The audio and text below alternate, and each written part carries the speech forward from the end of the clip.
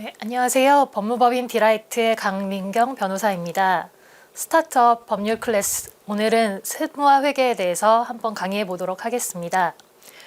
세무와 회계라는 것은 왜 알아야 할까요? 스타트업들을 보통 창업하시는 분들이나 이제 창업을 준비하시는 분들이 이 영상을 보게 되실 것 같은데, 사실 매출은 늘어나는데 왜 우리 회사에 돈이 없지? 이런 생각이 가끔 드는 경우가 있으세요. 이런 경우들은 마치 직장인으로 치면 월급을 받았는데 내 통장에서 돈이 스쳐 지나가는 느낌과 비슷할 거라고 생각이 됩니다. 이때 비로소 이제 창업하시는 분들은 이 관리에 대한 중요성, 특히 자금 관리에 대한 중요성을 이제 깨닫게 됩니다. 그런데 이제 관리 업무라는 것이 특성이 이제 매출을 발생시키거나 또는 사업을 확장시키는 이런 직접적인 기여를 하는 분야가 아니다 보니까 항상 이게 눈에 보이지도 않고, 그래서 그런 중요성을 간과하게 되는데요. 이런 부분들이 사실은 잘 관리가 되어야 회사의 운영이 앞으로도 안정화될 수 있고, 그리고 이제 좀 더 실속 있는 사업을 운영할 수 있는 그런 기반이 되기도 합니다. 보통 이제 창업하시는 분들의 그 배경이 주로 개발자 출신들이 많으시기 때문에 일부는 이제 세무나 회계에 대한 지식이 있는 경우들도 있지만 대부분은 이런 지식이 조금 부족한 측면이 있는 것 같습니다. 그래서 이번 시간에는 이런 회계와 세무에 대해서 아주 기초적인 내용을 중심으로 강의를 한번 해보도록 하려고 하고 있고요. 그리고 사실 경영하는 이 경영진들이 세무회계에 대해서 디테일을 아실 필요는 없고 이것을 보고 이해하실 수 있는 정도, 그래서 관리를 할 수 있는 능력을 갖출 정도만 되면 된다고 생각을 합니다. 그러면 이제 시작을 해보도록 하겠습니다. 이제 회계 파트 먼저 시작을 하도록 하겠습니다. 자, 회계란 무엇일까요? 회계는 경제 주체의 모든 정보를 회계 단위로 측정하고 이를 숫자로 만들어 이해관계자에게 보고하는 시스템을 의미합니다. 회사라는 것은 기본적으로 경제 활동을 위해서 만들어지는 것입니다. 그렇기 때문에 여기서 모든 정보라고 하면 경제적 활동에 대한 정보를 의미하는 것이 되고요. 네, 우리 회사가 한 경제적 활동이 과연 얼마의 가치를 갖는가라는 화폐 단위로 측정하여 이를 숫자라는 용어를 가지고 이런 숫자라는 언어로 이해관계자들에게 보고하는 시스템이 됩니다. 여기서 이해관계자들이란 회사 입장에서 주주가 될 수도 있고 채권자가 될 수도 있고 또는 거래처가 될 수도 있고 내부적으로는 임직원이 될 수도 있습니다. 이런 모든 이해관계자들은 이 회계 정보를 보고 어떤 경제적 의사결정에 유용한 이제 도움을 받는 그런 역할을 하는 것이라고 할 수 있습니다. 그럼 회계를 통해서 나오는 것은 이제 특정 시점의 재무 상태, 회사의 재무 상태와 일정 기간 동안의 경제 활동, 이런 부분들에 대해서 일정한 형식에 맞춰서 보고서 형태로 작성하는 것이 바로 재무제표인데요. 이 재무제표에는 이 특정 시점의 재무 상태를 표시하는 대차대조표, 재무상태표라고 하죠. 그리고 일정 기간 동안의 경제활동, 주로 손익계산서 형태로 나타나게 됩니다. 이런 이 형식에 맞춘 보고서 형태로 나온 것이 재무제표라고 할 수 있습니다. 재무제표는 그러면 회계를 왜 알아야 할까요? 아까 앞서 설명을 드리기도 했지만 재무제표의 중요한 기능은 바로 경영활동의 성적표와 같다는 것입니다. 우리 회사가 어떻게 진행되어 왔는지 이를 이렇게 보여주는 성적표와 같은 것인데요. 과거 회사의 경영활동에 대한 결과물을 나타내는 표시이기도 하고요. 현재 회사의 재정 상태를 나타내 주기도 합니다. 그리고 지금의 이 재무제표상에 예를 들어 뭐 부채가 아주 많이 있다. 이런 부분은 특히나 유동부채, 1년 내에 상환해야 될 부채가 많이 나타난다. 이런 부분은 미래 발생 가능한 문제에 대해서 어떤 시그널을 주는 것이기도 하고요. 그렇기 때문에 미래 발생 가능한 문제의 예측 근거가 되기도 합니다. 그렇기 때문에 경영자가 올바른 경영 계획을 수립하기 위해서는 재무제표 분석 능력이 필수라고 할 수 있습니다. 그렇다면 이제 재무제표를 하나씩 살펴보도록 하겠습니다. 일단 재무상태표입니다. 재무상태표의 기본 모습은 이렇게 보통은 이렇게 T자 형식으로 나타내는데요. 왼쪽에는 자산을 표시하고 오른쪽에는 부채와 자본을 나누어 표시합니다. 이때 재무상태표는 왼편에 있는 자산과 오른편에 있는 부채와 자본의 합과 일치해야 합니다. 이렇게 나타나는 기본 모양을 가지고 있고요. 그렇다면 재무상태표가 어떻게 작성되는지 한번 그 과정을 알아보도록 하겠습니다. 처음 창업을 시작할 때 이제 종잣돈을 가지고 시작을 하게 될 것입니다. 그래서 보통은 이제 회사를 설립하면서 주식을 인수하는 자본금의 형태로 들어갈 텐데요. 이때 그러면 들어가는 종잣돈을 예를 들어 1,000원이라고 칩시다. 그러면 자본에 1,000원이 기입이 될 테고 자산으로 와서 이때는 현금 또는 예금 형태로 보유를 하고 있게 되겠죠. 그러면 자산에 현금 또는 예금이라는 자산이 1,000원이 표시가 될 것입니다. 이제 처음 사업을 할 때 필요한 부분은 이제 사무실 임차가 필요하겠죠. 그러면 사무실 임대를 한번 한다고 칩시다. 그러면 사무실 임차 보증금이 아마 발생을 할 것 같은데요. 임차 보증금은 나중에 돌려받는 것이기 때문에 자산의 일종입니다. 그래서 임차 보증금으로 예를 들어 200원이 나갔다고 치면 이제 현금에서 200원이 나가서 이렇게 기재가 되겠죠. 이제 사업을 하려고 하다 보면 이제 개발 업무를 이제 보통 처음에 시작을 하게 됩니다. 그렇다면 만약에 우리 회사가 AI를 개발한다. 그럼 AI 개발 업무에 이제 투자라는 것을 하게 됩니다. 이제 개발 활동으로 500원을 투자를 했다고 칩시다. 그러면 또 현금에서 나가겠죠. 그렇다면 이 개발은 회사 입장에서는 바로 투자 활동이 될 것입니다. 우리 회사가 앞으로 영업을 하기 위한 기반이 되는 투자 활동이 여기서 이루어지게 되고 이는 자산 부분에서 표시가 됩니다.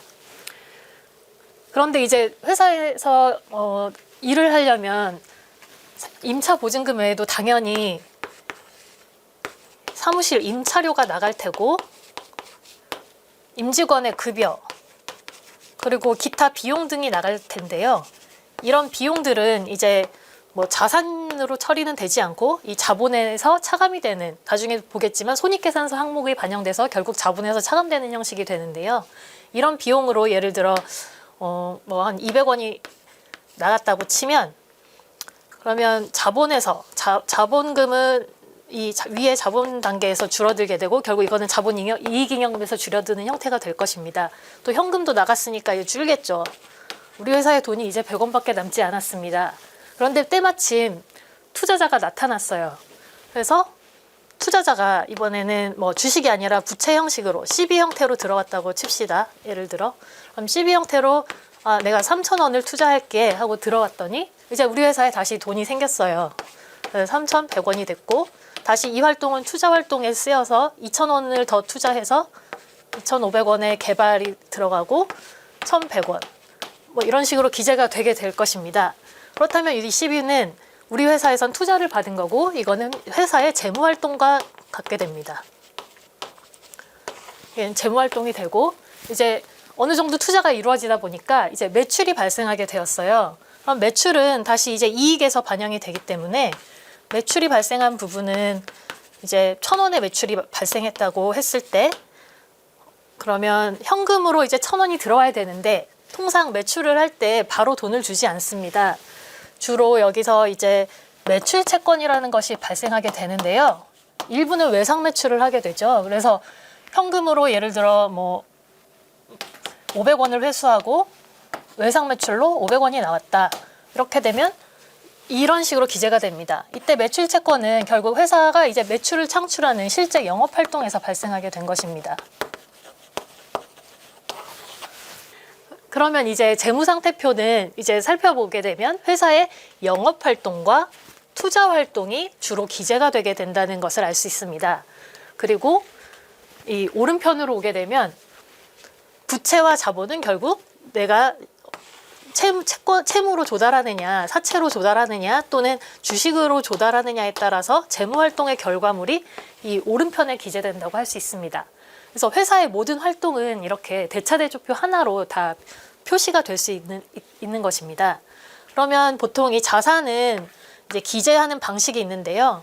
우선 상단에는 유동자산이라고 해서 주로 1년 내에 이제 유동화, 현금화가 가능한 자산을 표시하게 되고 그리고 하단에는 비유동자산이라고 해서 1년 이상, 그러니까 유동화하는데 현금화하는데 1년 이상이 소요되는 자산들이 기재가 됩니다.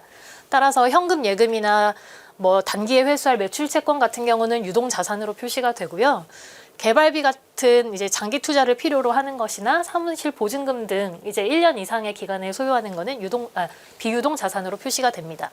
이제 부채의 경우에도 동일합니다. 1년 내 지급 의무가 도래하는 것은 유동부채, 1년 이상 이후에 지급 의무가 도래하는 것은 비유동 부채로 표시가 됩니다. 그리고 자본 항목에는 우선 첫 번째로는 자본금이 표시가 되고요. 그리고 두 번째로는 자본잉여금이 있습니다. 그리고 세 번째로는 이익잉여금을 표시합니다. 이익잉여금이란 이제 회사가 영업을 활동을 해서 발생한 이익들이 적립이 되는 곳인데요. 이 부분은 뒤에서 볼 손익계산서 항목들이 여기에 쌓인다고 보시면 됩니다. 그리고 네 번째로는 기타 자본조정이라고 해서 다른 조정 항목들이 들어가게 됩니다. 기본 재무상태표는 이렇기 때문에 회사에서 이제 살펴보시게 되면 우리 회사의 영업활동과 투자활동, 재무활동들이 이런 모습으로 나타나고 있구나 하고 아실 수 있을 것 같습니다.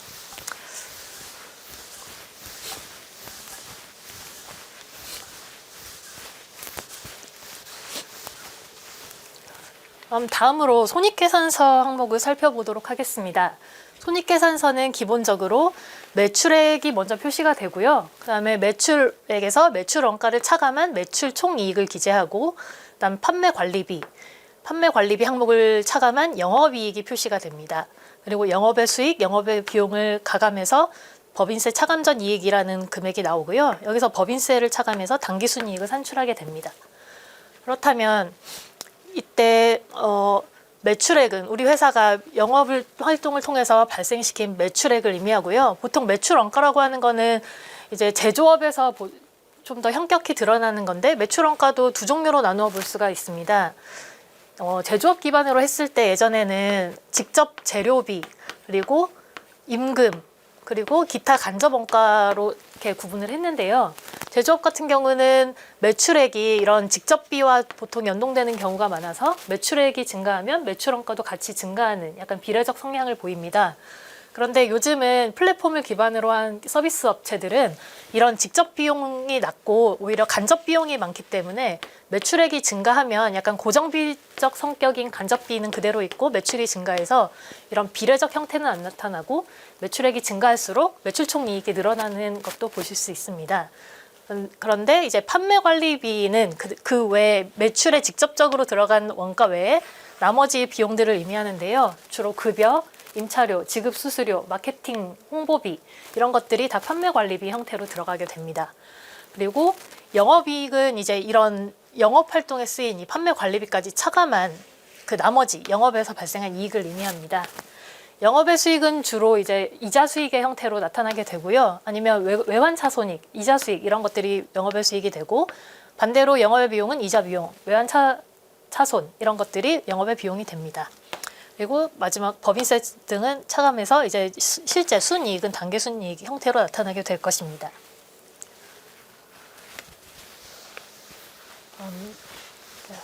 손익계산서는 어려울 게 없을 것 같고요. 다음으로 현금흐름표를 살펴보도록 하겠습니다. 재무제표라고 하면 주로 재무상태표와 손익계산서를 알고 계신 분들이 많으실 텐데요. 재무제표에는 재무상태표, 손익계산서, 그리고 현금흐름표, 자본변동표 이렇게 네 가지를 포함하고 주석까지 포함하는 개념입니다. 그런데 이제 현금흐름표가 굉장히 중요한데, 현금흐름표는 왜 중요할까요? 혹시 흑자도산이라는 표현을 들어보신 적이 있으신가요? 회사에서 이제 매출이 나고 이익이 이렇게 견실하게 쌓여서 회사는 영업이익, 순이익, 당기순이익을 창출하고 있고, 재무제표상으로도 자본금이 축적이 잘 되어 있는데도 불구하고 회사가 도산하는 경우가 있습니다. 그런 경우는 왜 그렇게 발생할까요? 바로 그 회사의 순간적인 자금 유동성이 말라버리기 때문인데요. 과거 예전에 한 예로 삼성전자에 LCD를 납품하는 업체가 있었습니다. 이 회사는 매출액이 2,700억, 그리고 영업이익이 90억대를 이제 달성하던 회사였는데, 이 영업이 잘 되다 보니까 시설 투자에 돈을 많이 투자했고, 그리고 그 투자를 하는 와중에 잠깐 납품하는 이런 매출이 순간적으로 약간 줄었던 적이 있습니다. 그랬더니 이 회사가 90일짜리 어음을 이제 약 90억 원에 달하는 90일짜리 어음을 결제를 하지 못했어요. 그렇다 보니까 부도가 발생한 것입니다. 어음 결제를 못하게 되면 문제는 회사의 모든 채무는 디폴트 항목이 있어서 하나의 채무가 채무 변제를 못하게 되면 나머지 채무들도 다 기한 이익 상실을 맞이하는 경우가 많습니다. 그렇기 때문에 이제 어음 부도가 났다는 것은 굉장히 회사에선 중요한 일인데요. 이렇다 보니까 이제 자금 관리를 제대로 못할 경우에 순간적인 회사가 아주 잘 나갈 포텐셜이 있음에도 불구하고 이제 자금 유동성이 없는 문제로 이제 도산하는 경우가 있다는 점 때문에 이제 현금 흐름표의 중요성이 나타나게 됩니다. 현금 흐름표는 재무상태표와 손익계산서와 달리 발생주의가 아니라 실제 현금 유출입에 따른 이제 그 내용을 보여주기 때문에 우리 회사의 돈이 실제 어떻게 들어오고 나가는지 이런 거를 살펴볼 수 있습니다. 현금 흐름표는 기본적으로 영업활동으로 인한 현금 흐름, 투자활동으로 인한 현금 흐름, 재무활동으로 인한 현금 흐름으로 이제 기재가 됩니다. 이것들 모두 합쳐서 현금의 증감, 단기의 증감이 나타나게 되고 이제 회사가 연초에 가지고 있던 현금과 가감해서 기말 현금이 나오게 되는데요. 영업활동으로 인한 현금 흐름은 결국 우리 회사가 매출을 해서 이렇게 벌어들인 자금을 의미하기 때문에 영업활동으로 인한 현금 흐름은 플러스가 나오는 경우가 더 바람직하다고 볼 수 있습니다. 그런데 투자활동이나 재무활동은 좀 다르게 접근해 보아야 됩니다. 투자활동으로 인한 현금 흐름은 아까 재무상태표에서도 봤듯이 AI에 대한 개발 투자를 한다. 그러면 우리 회사는 투자활동으로 인한 현금 흐름이 마이너스가 될 것입니다. 그런데 이게 마이너스가 됐다고 해서 나쁠까요? 그것은 아니고 회사가 현재 우리 사업 단계가 어디에 있는지에 따라 달라지게 되는 것입니다. 우리 회사가 초창기에 있고 개발이 필요한 단계에서 이렇게 들어가는 것은 당연히 필요한 자금이고 이것은 미래 수익 창출에 도움이 되는 미래 현금 흐름에 도움이 되는 투자이기 때문에 바람직한 투자 활동이라고 볼 수 있고 이때 현금 흐름이 마이너스가 났다고 해서 결코 부정적인 것은 아닙니다. 그렇기 때문에 현재 회사 상태를 한번 우리 회사 사업 단계가 어디인지 그거를 감안해서 살펴볼 필요가 있습니다. 그리고 재무 활동으로 인한 현금 흐름도 이게 플러스가 좋다, 마이너스가 좋다 단언할 수가 없습니다. 플러스가 됐다는 것은 외부로부터 자금이 들어왔다는 의미겠죠. 그래서 투자를 받았다는 의미입니다. 그러나 이 투자를 받은 돈은 이게 그냥 받은 게 아니라 결국 언젠가는 내가 돌려줘야 될 상환 의무를 부담하는 경우가 많기 때문에 나의 부채로 쌓이게 되는 부분입니다. 이런 경우에 재무활동이 마이너스가 됐다. 현금 흐름이 마이너스라는 의미는 내가 그런 투자자들에 대해서 자금을 상환했다. 이런 의미가 되기 때문에 나의 부채가 줄어들었다라는 의미와도 같을 수 있거든요. 그렇기 때문에 이런 재무활동으로 인한 현금 흐름도 그와 같은 배경을 잘 살펴보아서 파악할 필요가 있으실 것 같습니다.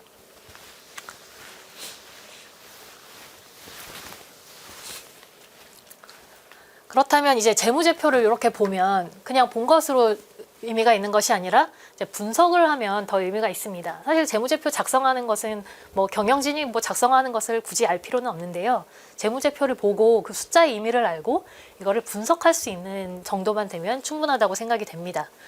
일단 영업활동으로 인한 수익성을 분석할 수 있는 툴입니다.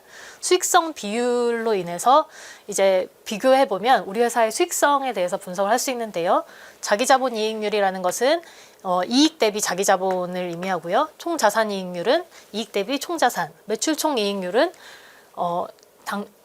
매출 대비 이익, 매출 총이익이 매출액에서 얼마나 차지하는가를 나타내고 영업이익률은 영업이익이 매출액 대비 얼마인가, 순이익은 당기순이익이 매출액 대비 얼마인가 이런 비율을 통해서 우리 회사의 수익성을 한번 살펴볼 수 있고요. 그다음에 효율성 비율입니다.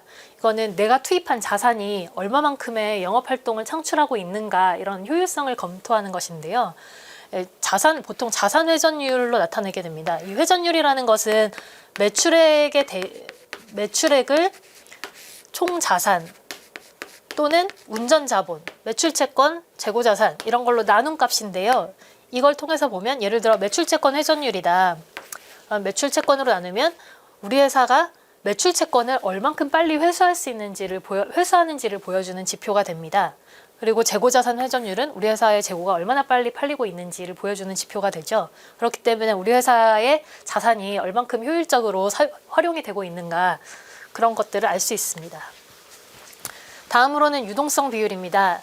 이것은 이제 기업의 단기적 채무 지급 능력을 나타내는데요. 유동 비율은 유동 자산 대비 유동 부채를 의미하고, 그래서 지금 현재 1년 내 지급 채무가 있는 유동 부채를 유동 자산, 1년 내 현금화 가능한 유동 자산이 얼마만큼 커버하고 있느냐, 이런 것들을 알아볼 수 있습니다. 같은 예로 이제 당좌 비율, 현금 비율 이런 것들도 유동성 비율을 확인해 볼 수 있는 자료입니다. 그 레버리지 비율은 우리 회사가 현재 자기 자본 대비 부채를 얼마나 사용하고 있는지 보는 부채 비율, 또는 영업이익으로 이자를 얼마나 커버가 가능한지 보는 이자 보상 비율, 이런 것들을 살펴볼 수 있습니다. 그리고 회사의 성장성 및 시장가치 분석에 대한 비율입니다. 이 성장성은 단기 재무제표가 아니라 전기와 단기를 비교해서 한번 살펴보는 것인데요. 지난해 대비 올해 우리 자산이 얼마나 증가했나, 자기 자본이 얼마나 증가했나, 매출액이 얼마나 증가했고 순이익은 얼마나 증가했나, 이렇게 과거와 현재의 그 시계열적 비교를 통해서 성장 과정을 한번 측정해 보는 것이고요. 시장가치 비율은 우리 회사와 유사한 영업을 하는 다른 회사와의 비교를 해보는 것입니다. 그래서 우리 회사의 주가가 이익 대비 얼마의 비중인가, 주가 이익 비율이 예를 들어 9인데 다른 회사가 8이다.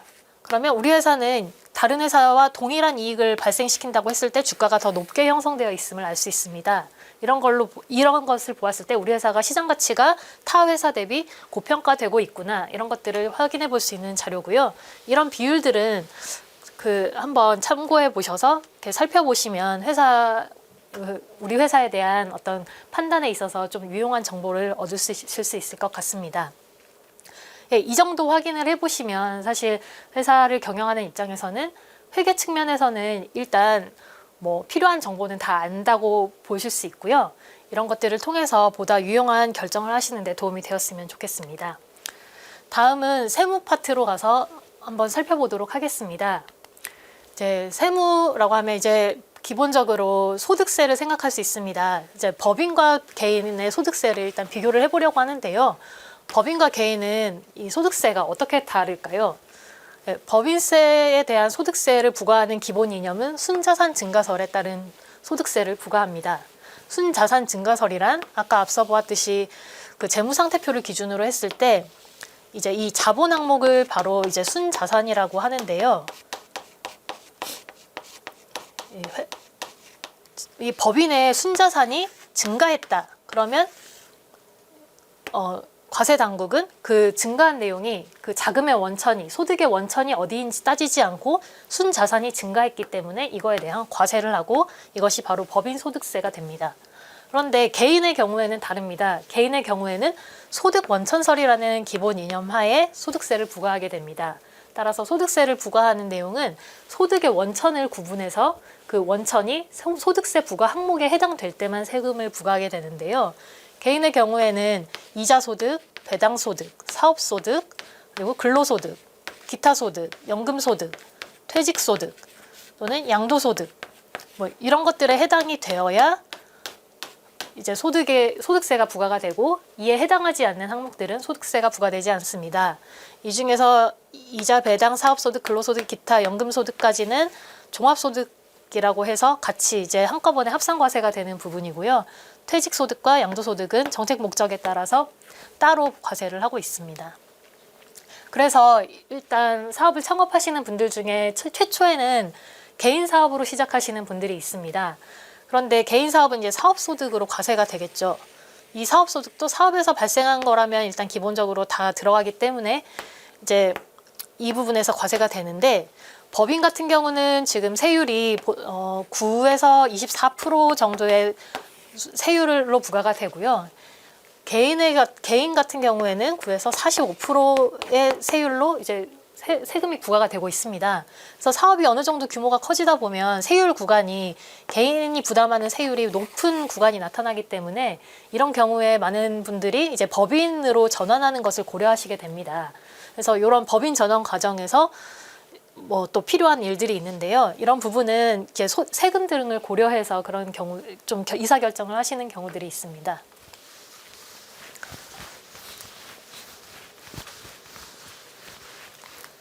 이제 법인의 연간 세무신고 납부 일정을 그냥 간략히 적어보았습니다. 일단 기본적으로 그냥 거의 뭐 아무것도 없는 회사도 이 정도의 세무신고가 이루어지게 되는데요. 매 분기마다 부가가치세 예정신고, 확정신고 등을 하게 되고, 그리고 연간 법인세 신고 납부를 해야 되고, 또 중간예납도 한번 해야 됩니다. 그리고 매월 10일에는 지난달에 했던 원천세라든지 사대보험료 신고 및 납부 의무를 부담하게 되고요. 그리고 그 1년에 한 번 정도 지급명세서 제출 의무가 있습니다. 회사는 그냥 회사를 설립해서 뭔가 활동을 했다는 이유만으로도 이렇게 많은 세무 신고 의무들이 부과가 되고, 사실 많은 부분들은 세무 대리인을 통해서 이런 부분을 처리를 하고 계시기 때문에 실제 뭐 크게 내가 잘 기억해서 막 놓치지 말아야지 뭐 이렇게 하진 않으셔도 진행이 될 수 있는 부분이라고 생각합니다. 이제 주식 양수도를 하게 되면 이제 주식에 양도인이 있고 양수인이 있게 됩니다. 그러면 이제 주식을 양도할 때 발생하는 세금은 일단 첫 번째로 증권거래세라는 게 나오고, 두 번째로 양도소득세라는 게 나옵니다. 증권거래세는 이제 주식을 거래했다는 사실, 그 거래 행위에 대해서 부과가 되기 때문에 이거는 내가 이 주식 양도로 인해서 이익을 받는지 손해를 받는지를 구분하지 않습니다. 현재 증권거래세는 이제 좀 구분이 있는데요. 이게 코스피 시장인지 코스닥 시장인지 코넥스 시장인지 비상장 주식인지에 따라서 세율이 조금씩 다르고, 현재 추세는 증권거래세는 점점 줄여가는 추세입니다. 그래서 이제 매년 이제 세율이 줄어들고 있는데요. 코스피 같은 경우는 2025년에 이르면 거래세는 0%로 이제 과세가 없는 상황이 되기도 합니다. 반면 양도소득세 같은 경우는 양도 차익이 발생할 때 비로소 소득세를 신고 납부할 필요가 있는데요. 차손이 났을 때는 양도소득세는 나오지 않게 됩니다. 이런 양도소득세도 현재는 상장 주식과 비상장 주식을 나누어서, 상장 주식의 경우에는 소액주주가 들고 있는 상장 주식을 거래소에서 거래할 때는 비과세 되고, 비상장 주식 같은 경우에는 KOTC에서 거래되는 중소기업, 중견기업, 벤처기업 이런 주식들은 비과세가 되는데요. 이제 이런 부분은 사실 이제 세법 개정에 따라서 조금 달라지는 부분이 있기 때문에 현재까지는 이런 상태지만 2025년부터는 이 부분이 양도소득이 이제 금융투자소득으로 이제 개정이 예정되어 있습니다. 사실 개정은 2020년 말에 되었는데 지금 시행을 계속 유예를 두 번째 하고 있어서 2025년 1월 1일부터 시행 예정인데요. 금융투자소득이 되게 되면 일단 기본적인 주식 양도는 전부 다 과세 대상이 되고 비과세 항목이 되지 않습니다. 그런데 과거에 이제 양도소득세에서 비과세가 됐던 이제 소액주주의 거래소에서의 처분, 그리고 비상장 주식인 경우 KOTC에서 거래되는 벤처기업, 중소기업, 중견기업의 주식 이런 것들에 대해서는 일부 소득공제 5천만 원 범위 내에서 시행령이 정하는 금액인데 그 금액을 소득공제 해주기 때문에 어느 정도 범위까지는 과세가 되지는 않을 것으로 예상이 됩니다. 그리고 이제 양도인은 이런 세금을 납부하고 신고 및 납부할 의무를 부담하고, 대상회사 같은 경우는 이제 보면 주주가 바뀐 거예요. 애초에 주주가 양도인이었다가 이제 양수인으로 바뀐 상황이 됩니다. 이럴 때 대상회사는 그 법인세 신고할 때 주식 등 변동상환 명세서 제출 의무가 부과가 됩니다. 따라서 주주들끼리 거래했다고 해서 이게 대상회사 모르게 할 수는 없고, 대상회사에 어차피 명의개설하면서 주주 변경이 이루어질 텐데 대상회사도 그런 주주 변경에 따른 그 국세청에 대한 신고 의무를 부담한다. 이 내용을 알고 있으시면 될 것 같고요. 이제 양수인은 기본적으로 주식 양수도에 있어서 어떤 텍스가 발생할 일은 사실 원칙적으로는 없습니다. 그런데 양수인에게도 텍스가 발생하는 경우가 있을 수 있어요. 그런 부분은 바로 이 주식 거래 금액에 따른 부분입니다. 이제 비상장 주식의 경우에는 특히나 이 주식 거래를 할 때는 주식가치 평가를 하는 게 매우 중요한데요. 이제 이 거래가 뭐 공정 가격이 아니라 시가가 아니라 시가보다 저가 양수도가 이루어졌거나 고가 양수도가 이루어진 경우에는 이제 증여세 문제가 발생할 수 있습니다. 그래서 이제 저가로 양도한 경우에는 이제 양수인에 대해서 증여세가 과세가 될 수 있고요. 고가로 양도한 경우에는 반대로 양도인에게 증여세가 발생할 수 있습니다.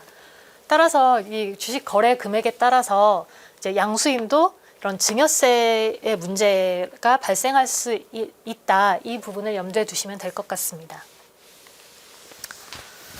그렇다면 비상장 법인의 주식 양수도에서 이 비상장 법인 주식을 어떻게 평가를 하느냐 했을 때 이제 세법에서는 비상장 법인 주식 거래에 대해서 이 시가를 정하고 있어요. 그래서 세법상 시가로 보는 것은 일단 첫 번째로는 매매 사례 가액입니다. 매매 사례 가액이란 지금 주식 평가를 하는 이 평가 기준일 전후 6개월 이내에 그 거래 경위, 가격 결정 과정, 거래 규모 등을 종합적으로 고려할 때 불특정 다수인 사이에 자유로이 이루어지는 경우에 성립되는 가격이다. 그래서 이때 확인을 해봐야 될 부분은 특수관계인과의 거래에 해당하면 안 된다. 특수관계인 거래에 따른 금액은 시가로 보지 않습니다. 그리고 거래된 과액이 액면가액 기준으로 발행주식 총액의 1% 이상 또는 3억 원 이상이어야 한다. 네, 이 두 부분을 충족을 해야 이 매매 사례가액으로 인정이 됩니다. 근데 보통 비상장법인 주식은 거래가 자주 일어나는 것이 아니기 때문에 이런 매매 사례가액을 찾기가 굉장히 어렵습니다. 그래서 이럴 때는 세법상 상증세법, 상속세 및 증여세에 관한 부분에 나오는 보충적 평가 금액을 사용하도록 되어 있는데요. 이 보충적 평가 금액은 순 자산 가치와 순 손익 가치를 2대3의 비율로 가중 평균한 가액을 의미합니다. 이게 부동산 과다법인의 경우에는 비율이 반대가 돼서 순자산 가치가 3, 순 손익 가치가 2가 됩니다. 그런데 이게 이제 상증세법상 정해진 그 법령에 따라서 이 가치를 계산한 금액을 시가로 보고 과세 여부를 결정을 하게 됩니다. 그래서 이런 부분은 사실 비상장법인 주식 거래를 할 때는 외부 평가 기관을 통해서 주식가치 평가를 하는 게 가장 바람직하고요. 그런데 회사 입장에서는 이제 주식가치 평가도 돈이 드는 일이기 때문에 외부에 맡기지 못하더라도 최소한 적어도 이런 보충적 평가 금액으로 사용한 금액을 이제 근거를 확인할 수 있는 자료 등을 구비해 놓는 것이 필요하다고 생각이 됩니다. 그러면 다음으로 이제 스톡옵션 과세에 대해서 한번 살펴보도록 하겠습니다. 스톡옵션은 기본적으로 이제 세 가지 이제 타임라인에 따라서 세 가지가 나오게 되는데요. 스톡옵션을 부여하는 시점이 있을 것이고, 그다음에 스톡옵션을 행사하는 시점이 있고, 그다음에 그 행사된 주식으로 나중에 내가 주식을 양도하는 시점이 있을 것입니다. 이제 기본적으로 우리 세법에서는 스톡옵션에 대해서 스톡옵션을 행사하는 요 시점에 스톡옵션 부여 당시 이제 행사 가격과 스톡옵션 행사 당시의 이 시가 요 차액에 대해서 만약에 회사 재직 중에 행사를 했다면 근로소득으로, 그다음에 퇴사 후에 행사를 하였다면 기타 소득으로 과세를 하고 있습니다. 그리고 행사 이후에 이제 내가 실제로 주식을 보유한 다음에 양도할 때는 아까 주식 양수도와 다를 게 없습니다. 그냥 주식 양도소득으로 과세가 되고, 앞서 설명드린 바와 같이 2025년 이후에는 금융투자 소득으로 과세가 될 것입니다. 이제 여기서도 보면 알 수 있듯이 시가가 중요해요. 결국은 과세되는 금액은 주식 양도 시점의 시가, 행사 시점의 시가, 그리고 부여 당시에는 행사 가격이지만 이 행사 가격은 이제 법령상 이 스톡옵션 부여 당시의 시가나 또는 주식의 권면액, 이 둘 중에 큰 금액으로 정하도록 하고 있습니다. 따라서 이 부여 당시에도 시가를 알아야 이 행사 가격이 적정한지 여부, 그리고 법령에 저촉되지 않는지 여부 등이 다 확인이 되기 때문에 비상장 주식은 결국 부여 당시, 행사 당시, 양도 당시 다 시가평가가 이루어져야 함을 알 수 있습니다. 이제 이거는 일반적인 경우입니다. 그런데 많은 스타트업들은 이제 벤처기업에 해당하는 경우가 많아서요. 벤처기업의 같은 경우는 그 과세 특례가 있어서 그 부분까지 살펴보도록 하겠습니다. 벤처기업의 경우에는 스톡옵션 행사에 따른 이익을 연간 2억 원, 그리고 같은 법인에서 받은 것은 5억 원 이내 금액에 대해서는 비과세를 하고 있습니다. 따라서 이제 웬만한 그 2억 원 이하 범위 내, 연간 2억 원 이하 범위 내, 그리고 동일한 회사에서 받은 스톡옵션에서는 5억 원 범위 내에서는 과세가 되지 않는다는 점을 알아두면 좋을 것 같고, 따라서 벤처기업에 해당하는 경우에는 이런 비과세 요건을 한번 잘 살펴보시는 게 중요한 것 같습니다. 그리고 벤처기업이 아닌 경우 우리 회사가 벤처기업이 될 수 있는지, 벤처기업법에 따른 벤처기업 그 확인을 받는 그런 절차 등도 확인하고, 이 비과세가 되려면 또 요건들이 있어요. 그래서 그런 요건을 갖추기 위해서는 벤처기업법에 따른 그 요건을 준수해야 되기 때문에 실제 부여 당시부터 이런 부분을 잘 고려해서 그런 그 신청 과정에 이렇게 누락이 없도록 잘 유의할 필요가 있습니다. 두 번째 과세 특례는 분할 납부입니다. 만약에 이런 비과세 범위를 넘어서 내가 그 스톡옵션에 대해서 과세를 이렇게 하게 되는 경우에도 이 소득 개인 입장에서는 분할 납부를 신청할 수 있어요. 그래서 모든 세금을 한꺼번에 납부하는 게 아니라 향후 5년간 분할 납부 신청을 해서 이렇게 5년 동안 납부를 할 수 있습니다. 다만 여기서 유의할 점은 애초에 스톡옵션 행사할 때 주식으로 받는 게 아니라 스톡옵션 행사에 따른 그 차익을 현금으로 보상받는 경우다. 이런 경우에는 현금으로 이미 수령을 했기 때문에 이런 분할 납부는 해당되지 않습니다. 그리고 마지막으로 한 가지 더 과세 특례가 있는데요. 그다음에 적격 주식 매수 선택권 양도소득세 과세 선택이라는 것입니다. 이 부분은 과세 면제는 아닌데 과세를 유예해주는 제도인데요. 이제 애초에 요 행사 시점에 과세가 한번 이루어지게 되는 것이 기본인데, 이런 양도소득세 과세 선택을 하게 되면 요 시점에 이제 과세를 이연해서 이 시점에는 과세를 하지 않고, 추후에 이제 이 주식 양도 시점의 시가와 스톡옵션의 행사 가격, 요 차액 전체에 대해서 양도소득으로 과세를 하는 것입니다. 이제 이렇게 되면 일단은 과세가 이연이 되기 때문에 그 실제 주식 양도에서 차익을 발생해서 내가 현금을 쥐고 있을 때 세금 납부 의무가 발생해서 사실 스톡옵션 행사하는 사람 입장에서는 유용한 제도가 될 수 있습니다.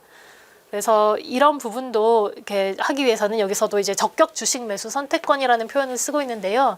이게 법령상 그 요건이 있어요. 주식 매수 선택권 부여 당시에 뭐 주총을 거쳐야 되고 뭐 신고를 해야 되고 이런 내용들이 다 있기 때문에 이런 부분을 주의해서 할 필요가 있고요. 다만 여기서 이제 과세를 하진 않는데 행사 시점에 일부 과세되는 경우가 있는데, 그것은 바로 요 행사 가격이 이 부여 당시의 시가보다 낮은 금액으로 행사 가격을 결정했다. 그러면 요때 부여 당시 시가와 행사 가격의 차액에 대해서는 이 시점에서 과세 이연을 하지 않고 바로 소득세 과세를 하게 됩니다.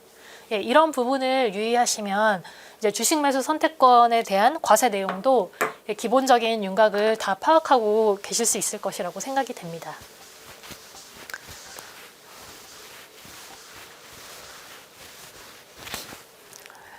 이게 아마 제일 많이 접하는 질문 유형이기 때문에 이 정도 알게 되면 이제 우리 회사에서 내가 뭐 세무회계 지식이 없어도 이 정도 알고 있으면 우리 회사가 돌아가는 상황이나 앞으로 내가 우리 회사 임직원을 채용하면서 스톡옵션을 부여하거나 또는 개인과 주식 거래를 할 때 이런 부분을 고려하면 되겠구나 하는 정도의 감은 가지실 수 있으니까요. 이 정도 참고하시면 아마 회사 운영에는 많은 도움이 될 수 있을 것이라고 생각이 됩니다. 그리고 운영 과정에 뭐 다른 기타 세부적인 이슈가 발생할 때는 뭐 저희 법인이나 또 다른 이제 외부 자문기관을 통해서 확인해서 처리하시는 것이 좋을 것이라고 생각이 됩니다. 그러면 오늘 이 세무회계 파트 강의는 이것으로 마치도록 하겠습니다. 감사합니다.